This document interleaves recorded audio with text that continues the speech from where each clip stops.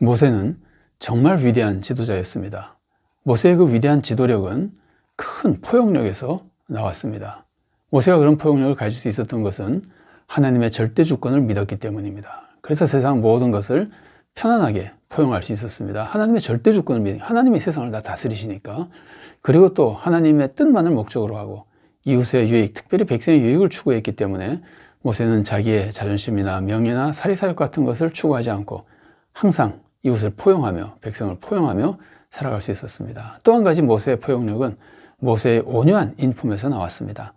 모세는 온유한 모습으로 대적들까지도 용서하고 포용해주고, 그래서 하나님의 큰 쓰임을 받아서 위대한 지도자로서 정말 귀한 사역을 감당할 수 있었던 겁니다. 여러분, 세상에서 강하고 사납고 할 때 지도력이 생기는 것이 아닙니다. 오히려 온유할 때, 그리고 포용력을 가질 때 지도력이 생기는 겁니다. 우리는 이런 온유함과 포용력으로 하나님의 귀한 쓰임을 받아서 정말 훌륭한 지도력을 발휘해서 하나님의 뜻을 이루어드리고 세상을 구원으로 인도하는 귀한 성도로 살아갈 수 있어야 되겠습니다. 모세는 성경에 나오는 많은 신앙의 선조 중에서 정말 그 중에서도 특별히 위대한 신앙의 지도자였습니다. 모세는 최고의 훈련을 받은 사람입니다. 요게벳으로부터 믿음과 인품과 소명과 하나님의 섭리에 대한 신앙 양육을 받았었고, 또 애굽 왕궁에서는 애굽의 최고의 학문과 기술을 훈련받았었고, 또 미디안 광야에서는 40년 동안이나 겸손 훈련을 받은 사람입니다. 그리고 모세는 담대한 결단력을 가지고 백성을 위해서 고난받기 위해 애굽의 영광과 사치와 평안을 포기한 결단력을 가진 사람이고, 하나님께 담대하게 순종한 사람입니다. 하나님의 놀라운 권능과 사랑을 체험하며 체험적 신앙으로 성장해서 정말 대단한 신앙을 가진 사람으로 자랐습니다. 그리고 최고의 지도력을 가졌습니다. 우리가 최근에 살펴본 대로 포용력을 가지고 온유함을 가지고 정말 자기의 사리사욕 같은 건 추구하지 않고 대단한 지도력을 가지고 백성을 지도할 수 있었습니다. 이게 모두 하나님의 은혜죠. 그리고 또한 모세는 하나님의 능력을 힘입어서 수많은 업적을 세웠습니다. 율법을 받았죠. 이스라엘 백성을 기적으로 이끌어 갔었죠. 그래서 결국은 가나안 땅까지 이스라엘 백성을 지도해서 이끌어간 사람입니다. 그런데 모세는 약속의 땅에는 들어가지 못합니다. 왜 그랬습니까? 모세의 실수, 불신앙의 모습 때문이었습니다. 이스라엘 백성이 신광야에 이르러서 가데스에 머물렀을 때 물이 없다고 하나님을 원망했습니다. 또 모세와 아론도 원망했습니다. 그래서 하나님은 모세와 아론에게 명령하셨습니다.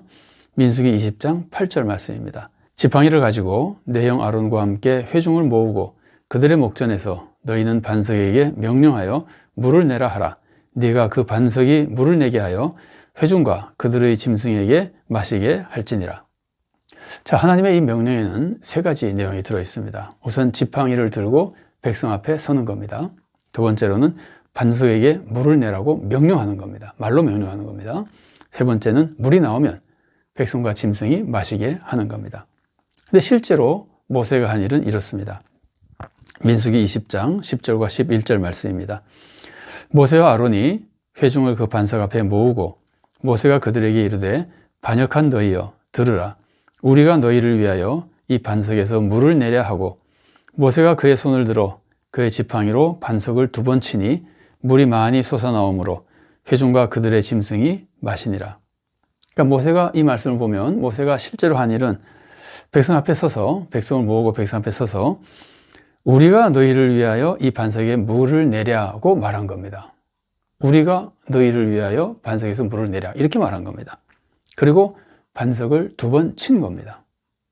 그리고 반석에서 물이 나오자 백성과 짐승이 마시게 된 겁니다. 백성을 모으고 백성 앞에 선 것, 그리고 물이 나오자 백성과 짐승이 마시게 한 것은 하나님이 하는 것과 똑같죠. 그런데 두 가지 모습에서는 다른 모습이 있는 겁니다. 그래서 하나님은 이 사건에서 모세와 아론이 하나님의 영광을 드러내지 않았다고 그들을 꾸짖으시면서 그들이 가나안 땅에 들어가지 못하게 하신 겁니다. 자, 반석에서 물이 나왔잖아요. 그래서 목마른 백성이 물을 마시게 됐잖아요. 하나님의 역사로 물을 마시게 된 거잖아요. 그런데 뭐가 그렇게 큰 문제입니까? 도대체 하나님은 모세와 아론에게 무엇을 원하시는 겁니까? 하나님이 원하시는 것은 철저한 순종과 오직 하나님의 영광만 드러내는 겁니다. 자, 모세를 보십시오. 모세는 하나님의 말씀대로 하지 않았습니다. 하나님은 반석에게 말로 명령하라고 하셨습니다. 그런데 모세는 지팡이로 반석을 쳤습니다. 그것도 2번이나 쳤습니다. 왜 그랬을까요? 아마도 화가 나 있었기 때문에 그런 것 같습니다. 백성이 원망하는 것에 모세는 진저리가 났던 것 같습니다. 그래서 지금 백성의 원망 속에서 모세가 분노한 것 같습니다. 그래서 말로 해야 될 일을 과격한 행동으로 한 겁니다. 분노의 감정이 표출된 겁니다. 하나님의 명령을 바꿔서 순종한 겁니다. 하나님의 명령을 어느 정도는 순종했는데 그대로 하지는 않고 조금 바꿔서 순종한 겁니다. 그래서 하나님의 거룩하심을 온전히 드러내지 못하게 되고 하나님의 징계를 받아서 결국은 가나안 땅에 들어가지 못하게 된 겁니다. 그런데 이 사건이 출애굽기 17장에서는 조금 다르게 기록되어 있습니다. 출애굽기 17장 6절 말씀입니다. 내가 호렙산에 있는 그 반석 위 거기서 네 앞에 서리니 너는 그 반석을 치라. 그것에서 물이 나오리니 백성이 마시리라. 모세가 이스라엘 장로들의 목전에서 그대로 행하니라.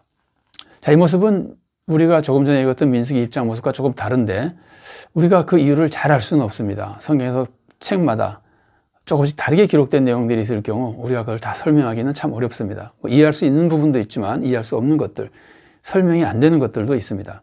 그러나 아마 우리가 짐작해 본다면 민수기 20장에서는 모세가 가나안 땅에 들어가지 못하게 된 이유를 자세히 설명하기 위해서 그 사건을 좀 더 자세히 구체적으로 표현한 것 같고, 레위기 17장에서는 하나님께서 이스라엘 백성이 목말랐을 때 반석에서 물을 내서 이스라엘 백성이 물을 먹이셨다고 하는 그 사건을, 실제 일어난 사건에 대해서만 그냥 간략하게 표현한 겁니다. 실제로 모세가 반석을 쳐서 물이 나왔기 때문에 그 부분을 그냥 간략히 표현해서 하나님이 그들에게 물을 먹여주셨다는 것만을 그 사건을 중심으로 표현한 것 같고, 오늘 우리가 살펴보고 있는 민수기 20장에서는 모세가 이 사건 때문에 가나안 땅에 들어가지 못하게 된 그 이유를 잘 설명하기 위해서 구체적인 내용까지 잘 설명하고 그 이유를 우리들에게 알려주는 것으로 보입니다. 모세는 하나님의 말씀대로 행하는 것 같으면서도 조금 변경해서 한 것뿐인데 이것이 하나님께는 불신이 되고 하나님의 영광을 가리는 것이 된 겁니다. 우리는 하나님 말씀을 전할 때 내 생각을 조금 집어넣어서 하나님 말씀을 조금 바꿔서 전할 위험이 있습니다. 우리가 내 생각을 집어넣어서 하나님 말씀을 조금 바꾸면 그것은 하나님을 무시하는 행동이 되는 겁니다. 이거는 무서운 불신이 되고 악한 죄가 되는 겁니다. 여러분, 요한계시록 22장 18절과 19절에 이런 말씀이 있습니다. 내가 이 두루마리의 예언의 말씀을 듣는 모든 사람에게 증언하노니 만일 누구든지 이것들 외에 더하면 하나님이 이 두루마리에 기록된 재앙들을 그에게 더하실 것이요, 만일 누구든지 이 두루마리의 예언의 말씀에서 제하여 버리면 하나님이 이 두루마리에 기록된 생명나무와 및 거룩한 성에 참여함을 제하여 버리시리라. 조금이라도 더하면 안 되고 조금이라도 제하면 안 된다는 거죠. 그대로 전하라는 거죠. 자, 물론 우리가 하나님 말씀을 전할 때 하나님 말씀을 이해하는 데 도움이 되도록 풀어서 설명하며 전할 수 있습니다. 그러나 내용을 변경하면 안 되는 겁니다. 그리고 모세는 자기와 아론이 반석에서 물을 내는 것처럼 말했습니다. 우리가 너희를 위하여 이 반석에서 물을 내랴. 이 말에는 하나님의 역사가 포함되어 있지 않습니다. 우리가 내랴 이렇게만 표현하고 있잖아요. 하나님의 영광을 드러내지 않고 오히려 자기의 영광을 드러내고 있는 겁니다. 만일에 모세가 이렇게 말했다면 아마 좋지 않았을까 하는 생각이 듭니다. 하나님께서 우리를 통하여 반석에서 물을 내시는 것을 너희가 보겠느냐? 이러면 하나님의 영광이 드러나는 거잖아요. 혹은 이제 하나님께서 하시는 일을 봐라. 그러고 반석에서 물을 내면 완전히 하나님의 역사가 드러나는 거잖아요. 근데 모세는 하나님을 빼고 자기가 하는 것처럼 표현을 했던 겁니다. 사실 모세가 홍해를 가를 때는 오직 하나님의 역사만을 이스라엘 백성에게 강조해서 말합니다. 출애굽기 14장 13절 말씀입니다. 모세가 백성에게 이르되 너희는 두려워하지 말고 가만히 있어서 여호와께서 오늘 너희를 위하여 행하시는 구원을 보라. 너희가 오늘 본 애굽 사람을 영원히 다시 보지 아니하리라. 이 말씀을 보십시오. 완전히 하나님의 역사만 보라 그러잖아요. 자기 역사 나오지 않잖아요. 이것이 하나님의 영광을 드러내는 올바른 종의 모습인 겁니다. 그런데 모세가 반석에서 물을 낼 때는 그렇게 하지 않았던 겁니다. 자기의 영광이 드러나는 것처럼 표현했던 겁니다. 왜 모세가 이렇게 자기가 하는 것처럼 말했을까요? 이것도 역시 화가 나 있어서 그런 것 같습니다. 백성이 자기를 비난하는 것에 화가 나 있었기 때문에 모세가 올바른 믿음으로, 정말 올바른 마음, 올바른 정신으로 말하지 못하고 분노해서 이렇게 잘못된 말이 나왔던 것 같습니다. 그렇게 온유한 모세도 분노하니까 실수하게 되는 겁니다. 그렇게 온유한 모세도 비난받고 화가 나니까 이런 잘못된 표현을 하게 되는 겁니다. 이 실수로 모세는 가나안 땅에 들어가지 못하게 되는 겁니다. 그런데 모세가 이렇게 한 것이, 바위를 2번 치고 또 우리가 반석에서 물을 내려라고 말한 것이 그렇게 큰 잘못일까요? 모세를 보십시오. 모세는 정말 하나님을 위해서 헌신하고 하나님 은혜를 많이 입고 하나님과 친밀했던 종입니다. 정말 온유한 종이고 순종한 종입니다. 헌신한 종입니다. 40년 동안 죽을 고생을 하며 백성을 이끌어간 하나님의 귀한 종입니다. 그런데 이거 하나 때문에 가나안 땅에 그렇게 애써서 수고하며 백성을 이끌어갔는데 가나안 땅에 들어가지 못하게 할 정도로 큰 죄인 걸까요? 여러분, 이런 것을 판단할 때 우리는 우리의 감정이나 우리의 상식으로 판단해서는 안 됩니다. 모세가 이것 때문에 가나안 땅에 들어가지 못했다는 사실 자체가 이것이 굉장히 큰 죄라는 것을 보여주는 겁니다. 하나님이 큰 벌을 내리셨으면 그것은 큰 죄이기 때문에 벌을 내리신 겁니다. 우리는 하나님이 하신 모습을 보고 하나님의 뜻을 깨달아야지 우리 생각을 가지고 하나님이 하신 것을 이상하다고 해서는 안 되는 겁니다. 자, 모세의 모습을 보십시오. 모세는 하나님의 말씀을 조금 변형했고 그리고 자기를 높이는 무서운 죄를 지었습니다. 모세가 이런 마음을 조금이라도 가지고 가나안 땅에 들어가면 정말 위대한 구원을 이제 완성하는 것처럼 보이게 되면 모세는 자기가 한 것처럼 생각할 위험이 있는 겁니다. 그러면 이런 교만 속에 모세는 오히려 자신이 파멸당하게 되는 겁니다. 백성도 마찬가지입니다. 백성도 모세가 그들을 40년 이끌어 갔다가 가나안 땅까지 인도해서 들어가게 되면 모세를 지나치게 높일 위험이 있는 겁니다.